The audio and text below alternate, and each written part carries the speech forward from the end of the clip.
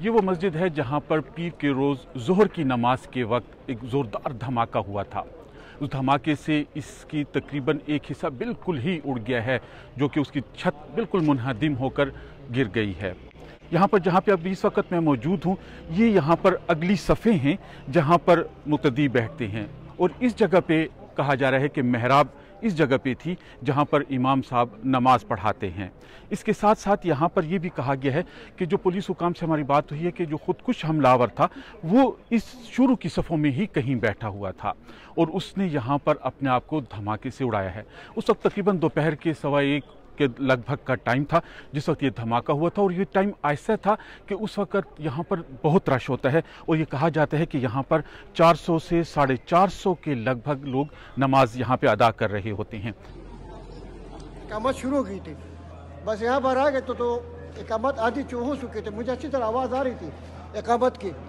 अशहदु अल्ला इलाहा इल्लल्लाह 2 दफ़ा पढ़ा है और तीसरी दफ़ा अशहदु अन्ना मोहम्मद रसूलुल्लाह नहीं पढ़ सका। बस मुझे इतना अच्छी तरह याद है, मैं अच्छे होश में था उसमें, मुझे पता है कि जल्दी में था मैं नमाज की, और वो जगह भरी होती है, वहाँ अंदर का बरांडा होता है वो फुल भरा होता है, बहुत जुल्म किया जालिम ने। और यहाँ तक भी सफ़ेद भरी हुई थी और यहाँ से लोग आ रहे थे, यहाँ पर इकट्ठे हो रहे थे।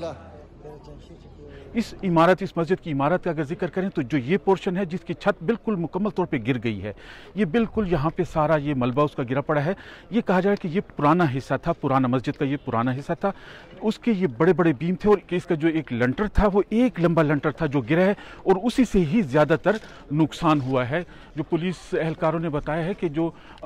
हलाक हुए हैं या ज़ख्मी हुए हैं उनका बुनियादी तौर पर यह था कि ये छत गिरने से उनका ज़्यादा नुकसान हुआ है। इस वक्त भी यहाँ पर एक ऐसी जगह है जहाँ पर इसकी तलाश का काम जारी है कि वहाँ पर हो सकता है कि कोई डेड बॉडी या कुछ मौजूद हो। रेस्क्यू 1122 के एहलकार भी वो कोशिश कर रहे हैं कि उसको फाइंड आउट करें। अब से थोड़ी देर पहले इंस्पेक्टर जनरल पुलिस ने यहाँ पे एक अखबारी कॉन्फ्रेंस में कहा है कि जो उन तक अब तक इतलात हुई है कि ये कोई 10 से 12 किलोग्राम का एक बारूद था जो इसमें इस्तेमाल किया गया है, और ये बारूद वक्फे से लाया गया है, कोई एक मरतबा पे नहीं लाया गया। और उनका ये कहना था कि वो इसकी जो सिक्योरिटी ब्रीच हुई है इसकी तहकीकात कर रहे हैं कि कैसे वो यहाँ पर दाखिल हुआ है। उसके अलावा उन्होंने कहा है कि ये वाक़या और उमूमी तौर पर भी जो पुलिस लाइन में दाखिले के लिए सिक्योरिटी के जो इक़दामात हैं क्या वो काफ़ी थे, उस पर भी एक सवालिया निशान उठ रहा है कि उसको देखा जा सकता है, क्योंकि यहाँ पर दाखिल होने के लिए आपको 3 से 4 जगहों पे ऐसे है कि आपको चेकिंग होती है और फिर आप